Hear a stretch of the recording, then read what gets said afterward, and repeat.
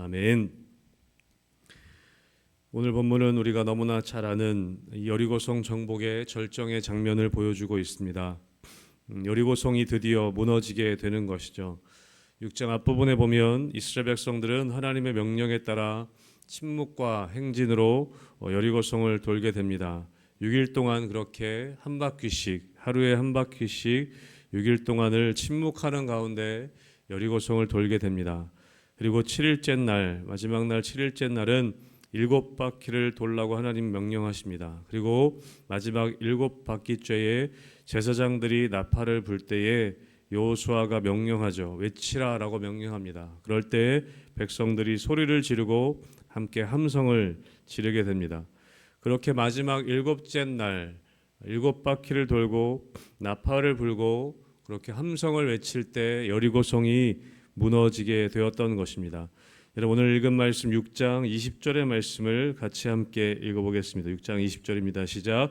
이에 백성은 외치고 제사장들은 나팔을 불매 백성이 나팔 소리를 들을 때에 크게 소리질러 외치니 성벽이 무너져 내린지라 백성이 각기 앞으로 나아가 그 성에 들어가서 그 성을 점령하고 아멘. 드디어 무너지지 않을 것 같았던 여리고성이 무너지게 됩니다.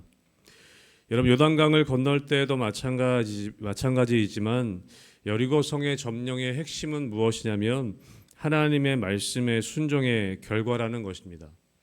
하나님께서는 끝까지 이스라엘 백성들의 순종의 훈련을 시키십니다. 어제 본문에도 나왔지만 6일 동안 그리고 7일째 6바퀴 돌 때까지 사실은 아무 일도 일어나지 않았습니다.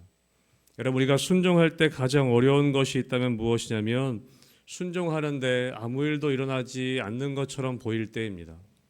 계속해서 그렇게 하는데 계속 기도하는데 계속 예배 드리는데 아무 일도 일어나지 않은 것 같은 그때가 가장 참 힘든 때이라는 것이죠. 여러분 몇 바퀴 돌았냐? 여러분 이것이 사실은 중요한 것이 아닙니다. 이스라엘 백성들이 몇 바퀴를 돌았냐? 6일 동안은 하루에 한 번씩 6바퀴를 돌고 7일째는 7바퀴를 돌고 총 13바퀴를 돌았다.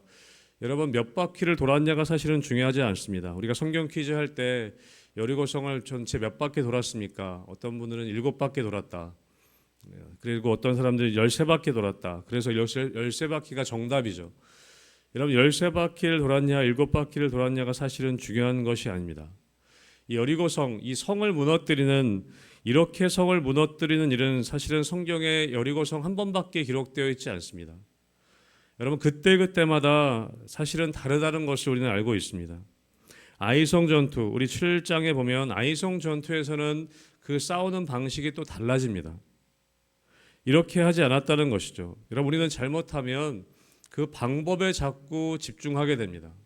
어떻게 여리고성이 무너졌는가? 7바퀴 돌았냐? 13바퀴 돌았냐?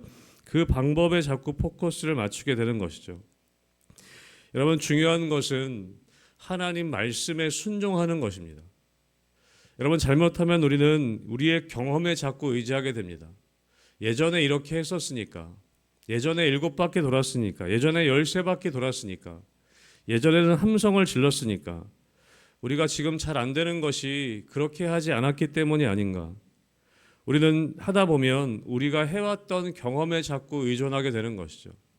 작년에 이렇게 했었으니까, 예전에 이렇게 했을 때 되었으니까. 여러분 그러나 중요한 것은 무엇이냐면 그때 하나님께서 우리에게 어떻게 말씀하시느냐, 우리가 그 말씀에 끼어 있어야 한다는 것이죠. 하나님이 오늘 나에게 뭐라고 말씀하시는가, 여러분 그 말씀이 중요하다는 것입니다. 과거에 성공했던 방법이 아니라 오늘 나에게 해주시는, 오늘 나에게 말씀하시는 그 하나님의 말씀에 귀 기울이는 그 삶의 태도가 중요하다는 것입니다. 여러분 이스라엘 백성들이 그동안 계속해서 40년 동안 광야 생활 가운데 훈련했던 것은 무엇이냐면 매일매일 하나님이 주시는 말씀에 따라 순종하는 것이었습니다. 여러분 홍해가 갈라지는 것과 요단강이 갈라지는 것은 다른 것이었습니다. 여러분 여리고성이 무너지는 것과 아이성이 무너지는 것은 다른 것이었습니다. 그때 말씀에 순종하지 않고 경험을 의지할 때 여러분 우리의 삶은 패배할 수밖에 없다는 것을 우리에게 보여주고 계신 것이죠.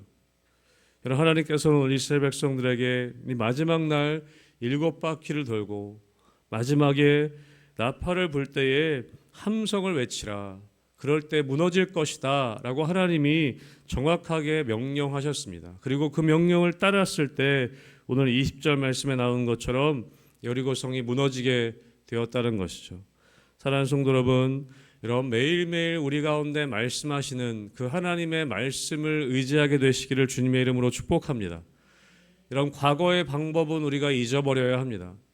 과거의 은혜는 기억해야 하지만 과거에 우리가 살아왔던 삶의 방법들은 잊어버리고 오늘 우리에게 말씀하시는 그 하나님의 말씀에 우리가 순종해야 하는 것이죠.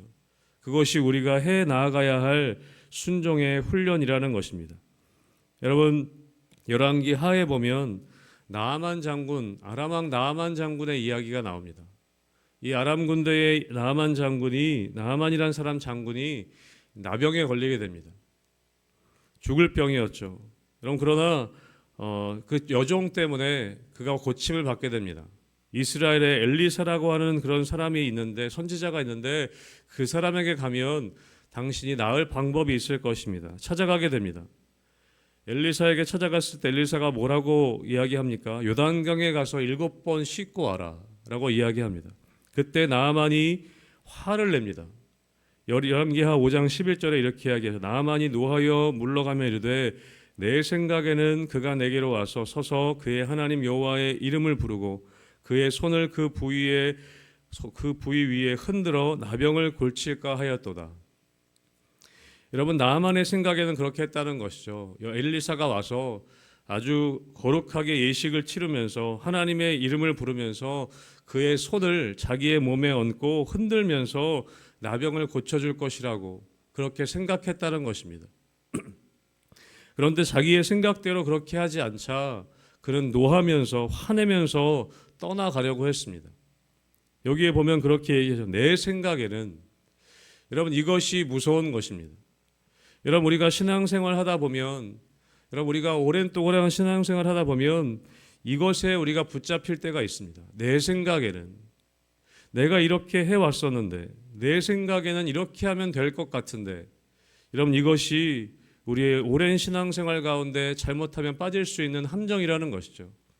목회 오래 하다 보면 내 생각에는, 내 경험에는 이렇게 했었을 때 되었으니까 그런 위험성이 우리 가운데, 그런 함정이 있다는 것을 우리는 기억해야 합니다. 여러분, 매일매일 하나님의 말씀 앞에 나아가는 것이 필요합니다. 때로는 이해되지 않을지라도, 때로는 내 생각과는 다른 방법일지라도 하나님의 말씀에 따라 순종하는 것이 필요합니다. 여러분, 그럴 때 하나님의 때에 한순간에 여리고성은 무너지는 것입니다. 무너지지 않을 것 같았던 그 여리고성이 한순간에 무너지는 것입니다.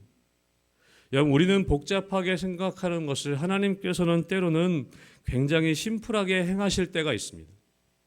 여러분, 우리가 그 말씀에 끝까지 순종하기만 한다면 때로는 하나님이 정말 심플하게 한 번에 그 일을 무너뜨리고 행하시는 것들을 우리가 경험할 때가 있습니다.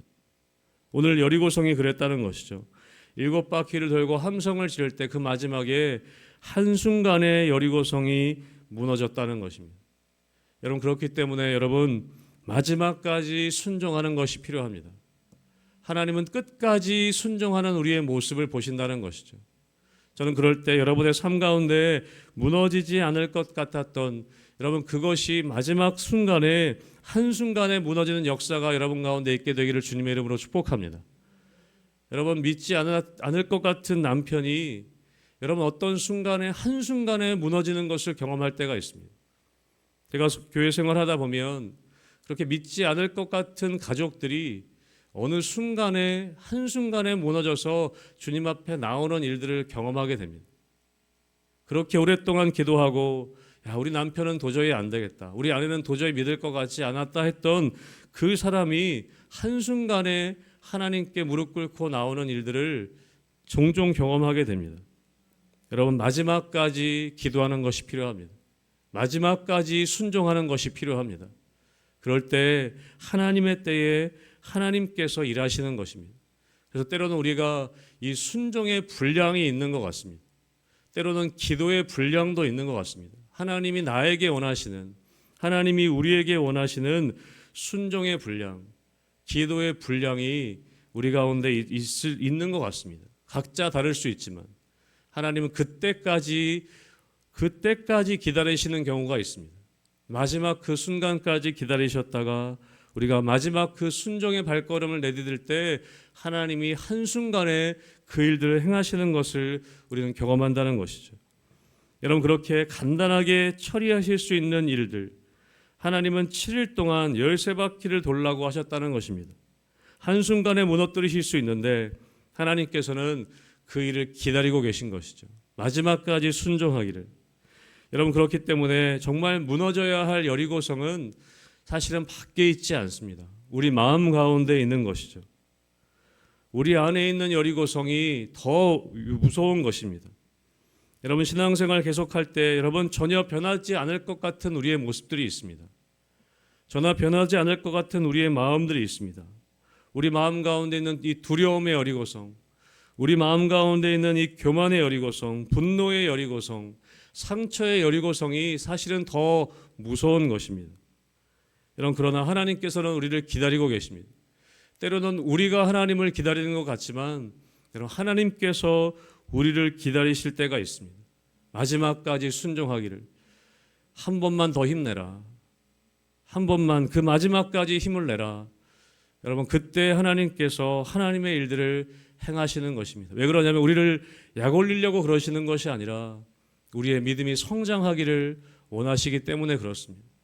오늘도 우리에게 말씀하시는 것이죠. 한 바퀴만 더 돌아라. 마지막까지 기다려라.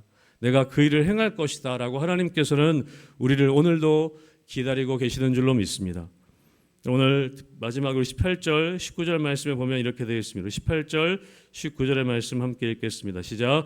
너희는 온전히 바치고 그 바친 것 중에서 어떤 것이든지 취하여 너희가 이스라엘 진영으로 바치는 것이 되게 하여 고통을 당하게 되지 아니하도록 오직 너희는 그 바친 물건에 손대지 말라. 은금과 동철 기근들은 다 여호와께 구별될 것이니 그것을 여호와의 곳간에 드릴지니라 하니라. 아멘. 하나님께서 여리고성을 점령할 때 여리고성이 무너지는 것, 그 이후의 일들을 말씀하십니다. 여러분, 여리고성이 무너지는 것 자체보다 여러분 더 중요한 것은 그 이후의 삶입니다. 여러분, 우리는 여리고성 무너지는 것에 자꾸 포커스를 맞추게 되는데 여리고성이 무너지는 것은 우리의 삶의 하나의 과정일 뿐입니다. 그 이후의 삶이 또 있다는 것이죠.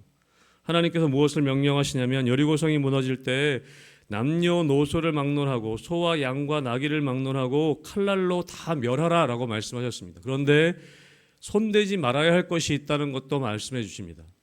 누구입니까? 라합의 집. 라합의 집은 손대지 말아라. 그리고 또 뭐라고 말씀하십니까? 온전히 거기 안에 있는 물건들은 온전히 바쳐라 라고 말씀하십니다. 여리고성의 모든 것을 하나님께 바치되 라합과 그의 가족만은 살리라고 말씀하십니다. 그리고 은금과 동철 기구들 다 여호와께 구별되어서 여호와의 곳간에 드려라. 19절 18절 마지막에 말씀하시죠. 너희는 그 바친 물건에 손대지 말아라. 손대지 말아야 할 것이 있다고 말씀하십니다. 다 멸하고 다 하나님께 바치는데 손대지 말아야 할 것이 있다고 말씀하십니다. 여러분, 여리고성이 무너진 이후의 삶의 모습을 말씀해 주고 계십니다. 하나님께서는 하나님께 속한 것들을 구별하여서 하나님께 드리라고 말씀하십니다. 여러분, 이것이 여리고성 전쟁의 하나님의 또 하나의 명령입니다. 여러분, 우리의 삶을 구별하여 하나님께 드리라고 말씀하십니다. 하나님께서 우리에게 기도 제목, 우리가 기도했던 것들을 하나님이 응답하실 때에 우리는 흥분할 수 있습니다. 그리고 나서 하나님의 말씀을 잊어버릴 수가 있습니다. 여러분, 하나님께서 행하신 일 이후의 삶이 훨씬 더 중요합니다. 여러분, 우리는 승리를 경험한 이후의 삶이 훨씬 더 중요합니다. 때로 우리는 흥분하여서 내 마음대로 또한 살아갈 때가 있습니다. 하나님, 이거 여리고성만 무너지면 다 된 것 같은데 여러분, 그 이후의 삶이 중요하다는 것이죠. 여러분, 우리 승리에 취하여서 여러분 7장 다음 내일 나누겠지만 7장에 보면 아간의 범죄의 이야기가 나옵니다. 이것이 무서운 것입니다. 승리 이후에 우리는 승리에 취하게 됩니다. 내가 원하는 것이 이루어지고 또 하나님께서 나의 삶에 놀라운 기적적인 일들을 행하셨을 때 그 이후의 삶이 더 중요한 것이죠. 하나님께서 뭐라고 하시냐면 손대지 말아야 할 것이 있다라고 말씀하십니다.